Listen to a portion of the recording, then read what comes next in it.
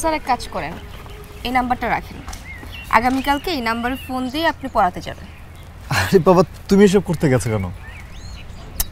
Sir, আপনি বলেছিলেন কাছের মানুষের আনন্দে আপনার আনন্দ, আর আমি আপনার সুখের অংশীদার হতে চাই।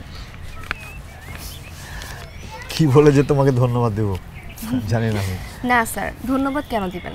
আপনি মনে করেন আপনি আমাকে অঙ্ক করিয়ে যে সহযোগিতা করছেন, আমিও আপনাকে সহযোগিতা করছি। তুমি না আনিকা, তুমি আসলে একজন ভালো মানুষ।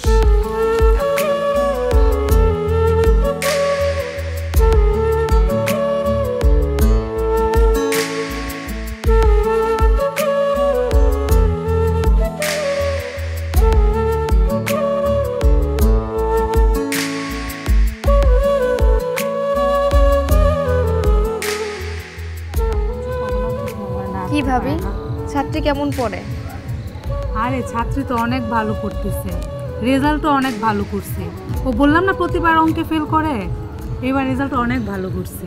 তোমার অনেক ধন্যবাদ এরকম একজন ভালো টিচার দেওয়ার জন্য। আমি তো আগেই বলছিলাম। হ্যাঁ, আচ্ছা শোনো, তোমার ভাই মনে হয় ফোন দিছে, আমি একটু ফোনটা রিসিভ করে আসি। তুমি থাকো, হ্যাঁ আমি একটু কথা বলে আসতেছি।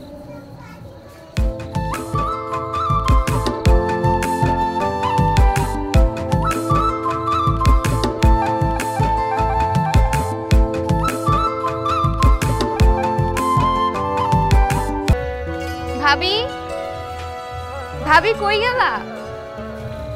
ভাবি। আরে ফুপ্পি, তুমি? কি রে, কি অবস্থা তোর?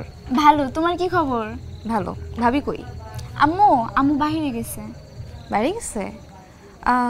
তোর অঙ্ক স্যার কই? স্যার নাকি একটু অসুস্থ, এই জন্য কালকে আসবে বললো। অসুস্থ? আচ্ছা, তোর পড়াশোনার কি খবর বল। ভালো। শোন, এবারে কিন্তু তোর ফেল করলে চলবে না। তোর একটা টিচার দিছি, ভাবির এত টেনশন হয় তোর নিয়ে, এবার যেন ফেল না হয়। হ্যাঁ, তুই আমার মান সম্মান রাখবি কিন্তু। আচ্ছা। ফুপুর মান সম্মান যাতে নষ্ট না হয়, ভালো করে পড়বি। হ্যাঁ আচ্ছা ঠিক আছে, আমি যাই তাহলে। আচ্ছা শোন, তোর অঙ্ক স্যার কি আমার কথা কিছু বলে?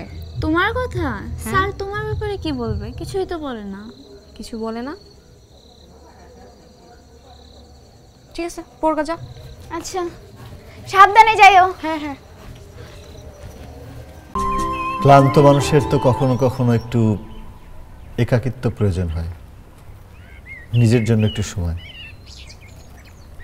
নিজের জন্য একটু সময় আসলে একটা বট গাছের ছায়ার মতো, শান্তি দেয়। আপন মানুষ বুঝি ছায়া দিতে পারে না? নিশ্চয়ই পারে, আপন মানুষও বট গাছের মতোই, কিন্তু আপন মানুষে ভয় হয়। আপন মানুষ যখন দূরে সরে যায় তখন বুকে রক্তক্ষরণ হয়। দুঃখ তো সবার মনে থাকে, শিক্ষকদের মনে কেন থাকবে না?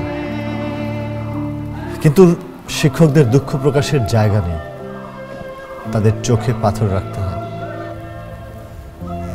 তাই তাদের চোখের কান্না বুকে জমা থাকে।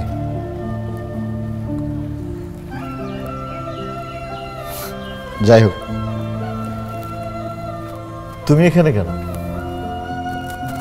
আপনি যে গত 2 দিন আসেন নাই, এই জন্য খোঁজ নিতে আসলাম। 1, 2, 3 ঢাকায় জমি জিতে নিন 100% ক্যাশব্যাক সহ 20 কোটি টাকার পুরস্কার।